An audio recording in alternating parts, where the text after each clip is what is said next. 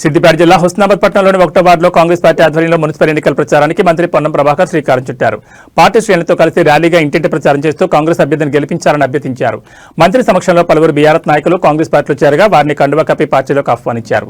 ఈ సందర్భంగా కళాకారుల బృందం పాటలు, నృత్యాలు అందరినీ ఆకట్టుకున్నాయి. హుస్నాబాద్ను రాష్ట్రంలోని అగ్రగామిగా ఉంచేలా అభివృద్ధి చేస్తున్నామని మంత్రి తెలిపారు. రాజకీయాలకు అతీతంగా అర్హులైన ప్రతి ఒక్కరికి సంక్షేమ పథకాలు అందిస్తున్నామని పేర్కొన్నారు. పట్టణంలోని 20 వార్డులకు గాను 20 మంది కాంగ్రెస్ పార్టీ అభ్యర్థులను గెలిపిస్తే మరింత ఉత్సాహంగా అభివృద్ధి చేస్తానని వెల్లడించారు.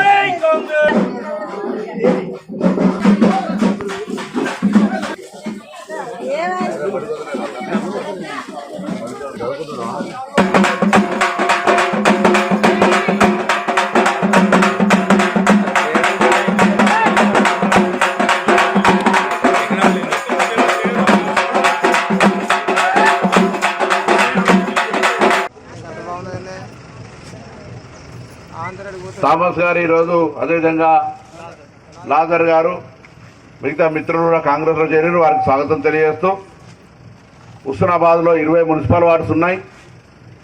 కాంగ్రెస్ అభ్యర్థులు నిల్చున్నారు. ఇక్కడ అనుష విద్యాసాగర్ గారు నిల్చున్నారు.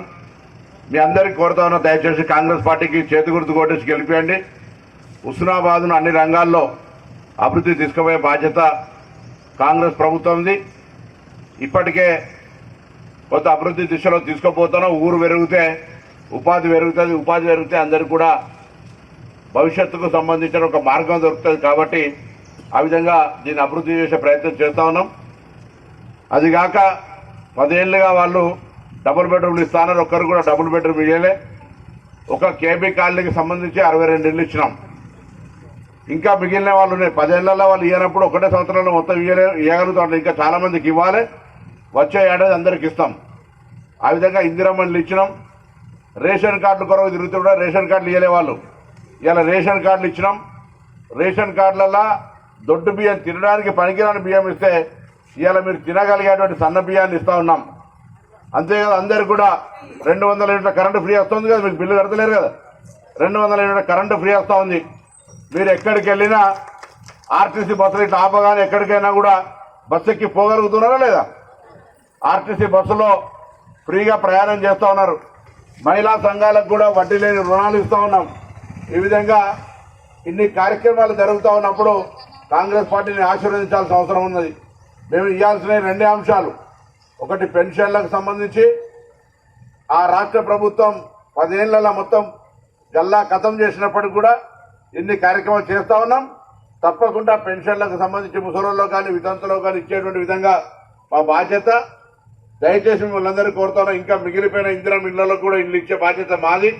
10 ఏళ్లలో వాళ్ళు ఒక్కటి ఇవ్వలే. మేము ఒక్క కేబీ కాలనీకి 62 ఇచ్చినామని అర్థం చేసుకోండి. హుస్నాబాద్ పట్టణంలో అన్ని వార్డ్స్కి ఇచ్చినాం. హుస్నాబాద్ మండలంలో ఉన్న అన్ని 173 గ్రామాల్లో ఇళ్ళ పేదలకు ఇచ్చినాం. తప్పకుండా మా బాధ్యత. ఇప్పుడు మామూలుగా మీకు ఏర్పడతలేదు కావచ్చు. 200 యూనిట్ల కరెంటు ఫ్రీ అంటే నెలకు 1000 రూపాయలు కట్టుకునే పరిస్థితి ఉండే. ఇవాళ అది లేదు. సన్న బియ్యం బయట కొనుకొచ్చుకుంటే ఎంత పరిస్థితి ఉంటుండే. ఇవాళ బియ్యాన్ని మనిషికి 6 కిలోల చొప్పున బియ్యం వస్తూ ఉన్నాయి. నెలకు 500, 1000 బస్సులు అటువైనా ఇటువైనా ఖర్చు ఏర్పడకపోతుండే. ఇలా కరిమేర పోయిస్తే 50-100 రూపాయలు అయిపోతుండే. ఇవాళ అటువంటి బస్సు కిరాయిలను ఫ్రీగా చేసినాం. వడ్డీ లేని రుణాలు సభ్యులు, మహిళా సంఘాల సభ్యులందరికీ కూడా మొన్ననే ఇందిరా వడ్డీ లేని రుణం, వడ్డీ మొత్తం మళ్ళీ మీకు అందరికి బ్యాంక్ మొన్ననే ఇచ్చేసారు.